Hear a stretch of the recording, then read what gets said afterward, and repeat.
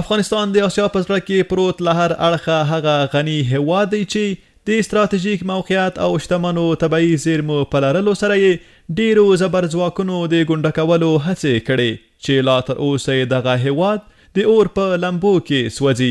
په دې جګړو کې د شتمن او لرغوني هیواد ډیر څه بایلودل او ډیره لرغونې شتمني یې لوټ شوه. د مجاهدینو کورنیو جګړو او د روسانو خلاف مبارزې دا وطن په کنډواله بدل کړ.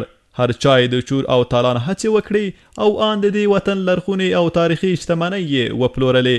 په دې کشمکش او کړکېچ کې ډیر کم داسې کسان وو چې د دې وطن د فرهنګ او لرغونو آثارو د خوندیتوب هلې ځلې یې کولې. یوې امریکایي الاصله افغانې نانسي دوفري د دې هېواد د فرهنګ او آثارو په ساتنه کې خپل ویښتان سپین کړل. زه په ډیر ویاړ سره ویلی شم چې میرمن نانسي دوفري د داسې یو مرکز بنسټ ایښی دی چې په افغانستان کې ثاني نشته. یعنی دا یوازینی هغه څیړنیز مرکز او کتابتون دی چې په افغانستان کې بیلګه نه لري. میرمن دوفري پر تاریخي آثارو او کتبي نقشو سربیره د افغانستان د تاریخي ځایونو، غرونو، دښتو، کلیوالي سیمو او لویو لارو 15,000 عکسونه خوندي کړي چې 2,000 د افغانستان د معلوماتو د ملي مرکز په هڅو تازه سافت بڼې ته اوښتي.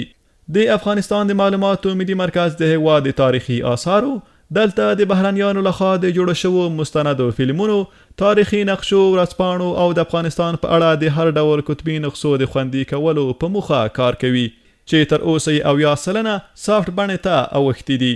د پیل نه تر اوسه پورې دو مرکز 170,000 نه زیات اسناد په پښتو، دری او انګلیسي ژبو راټول کړي دي چې دا 170,000 اسناد په دو کې کتابونه شامل دي، مجلې شامل دي، اخبارونه شامل دي، په همدو ترتیب سلایډونه او نقشې چې دا ټول د افغانستان په اړه دي.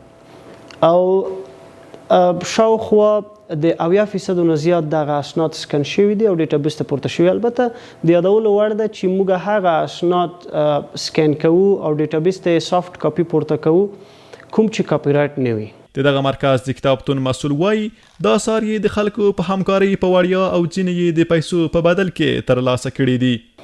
په دو کتابتون کې موږ کتابونه د مارکیټ نه او د مؤسساتو نه، د دولتي ارګانونو یا په پیسو رانیسو او یا یې په وړیا توګه ترې راټولوو او دلته په یو سټنډرډ سیستم باندې کاټلاګ کیږي او وروسته پورته کوو خپل ویب سایټ ته تر څو خلک مطالعه کوي.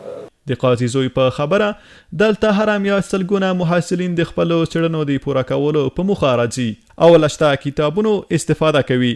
دغه مرکز د څېړنو لپاره پر لوی کتابتون سربیره د غونډو یو تالار هم لري چې وخت په وخت د دې آثارو د تاریخي ارزښت په اړه د عامه پوهاوي په موخه سیمینارونه پکې نیول کیږي.